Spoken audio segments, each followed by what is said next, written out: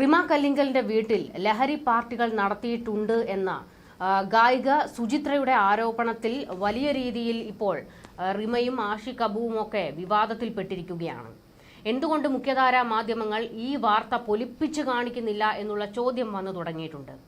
മുകേഷിന്റെയും ജയസൂര്യയുടെയും തുടങ്ങി നടന്മാരുടെ വാർത്തകൾ വലിയ രീതിയിൽ കൊടുക്കുകയും എന്നാൽ റിമയുടെയും ആഷിഖ് അബുവിന്റെയും വാർത്തകൾ കൊടുക്കാതിരിക്കുകയും ചെയ്യുന്നത് മുഖ്യധാരാ മാധ്യമങ്ങൾ ഇതിലൂടെ എന്ത് സന്ദേശമാണ് നൽകുന്നതെന്ന ചോദ്യം ഉയരുന്നു.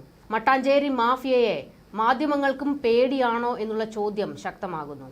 മനോരമയ്ക്കും മാതൃഭൂമിക്കും ഒന്നും ഇക്കാര്യത്തിൽ നാവില്ലേ എന്നും ഏഷ്യാനെറ്റിന് എന്താണ് അനക്കമില്ലാത്തതെന്നും ഒക്കെ സോഷ്യൽ മീഡിയയിൽ വലിയ രീതിയിലുള്ള ചർച്ചകളൊക്കെ വരുന്നുണ്ട്. WCCയിലെ അംഗമാണ് റിമ കല്ലിങ്കൽ. അതുകൊണ്ട് തന്നെ മലയാള സിനിമയെ ശുദ്ധീകരിക്കണമെന്ന് റിമ ഒരു വഴിക്കൂടെ പറയുകയും എന്നാൽ മറ്റൊരു വഴിക്കൂടെ ലഹരി പാർട്ടികൾ നടത്തുന്നു എന്നതും ഞെട്ടിപ്പിക്കുന്ന വാർത്തയല്ലേ, ഞെട്ടിക്കാൻ മാധ്യമങ്ങൾക്ക് എന്തേ ഇപ്പോൾ താല്പര്യമില്ലാത്തത് എന്നുള്ള പരിഹാസങ്ങളാണ് വരുന്നത്. മുഖ്യധാരാ മാധ്യമങ്ങൾ ഈ വാർത്തകൾ മുക്കുകയാണെന്നും ഇവർക്കെന്തിനാണ് ഇത്ര ഭയമെന്നും ചോദിക്കുകയാണ്. സോഷ്യൽ മീഡിയയിൽ ഉൾപ്പെടെ വലിയ രീതിയിലുള്ള ചർച്ചകളാണ് ഒരു വഴിക്കൂടെ നടന്നുകൊണ്ടിരിക്കുന്നത്.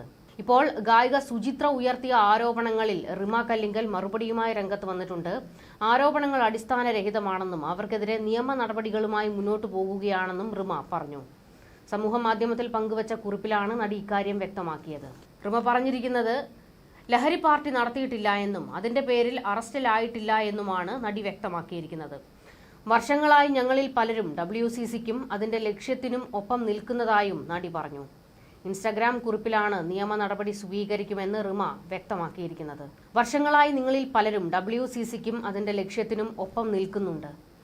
ഈ പിന്തുണയും വിശ്വാസവുമാണ് ഇപ്പോൾ നിങ്ങൾക്കായി ഇതെഴുതാൻ എന്നെ പ്രേരിപ്പിക്കുന്നത്.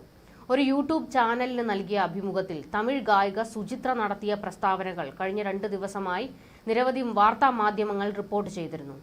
30 മിനിറ്റ് നീണ്ട അഭിമുഖത്തിൽ 2017 ലൈംഗിക അതിക്രമത്തെ അതിജീവിച്ചയാളെ പേരെടുത്തു പറഞ്ഞ് അപമാനിക്കുക മാത്രമല്ല, ഇത്തരമൊരു ആക്രമണം തന്റെ നേരെ ഉണ്ടാകുമെന്ന് അതിജീവിതയ്ക്ക് അറിയാമായിരുന്നുവെന്നും മുഖ്യമന്ത്രി പിണറായിയും മോഹൻലാലും മമ്മൂട്ടിയും ചേർന്ന് ഹേമ കമ്മിറ്റിയിലൂടെ ഫഹദിനെ പോലെയുള്ള നടന്മാരുടെ കരിയർ നശിപ്പിക്കാനായി ഗൂഢാലോചന നടത്തിയെന്നും ഇവർ ആരോപിക്കുന്നുണ്ട്.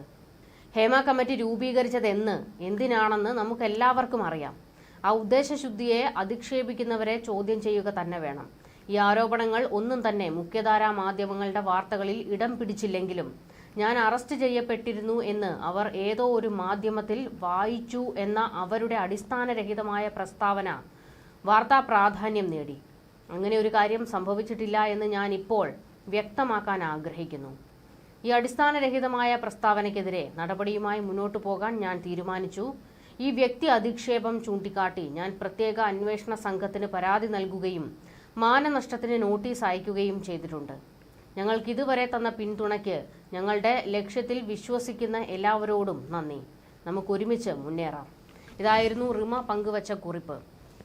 ഈ കുറിപ്പിന് താഴെയും വലിയ രീതിയിലുള്ള വിമർശനങ്ങളും കൂടാതെ റിമയെ പിന്തുണച്ചുകൊണ്ടും ഒക്കെ കമന്റുകളും ഒക്കെ വരുന്നുണ്ട്. എന്തായാലും മുഖ്യധാരാ മാധ്യമങ്ങൾ ഇത് മുക്കുകയാണെന്നാണ് സോഷ്യൽ മീഡിയ ചർച്ച ചെയ്യുന്നത്.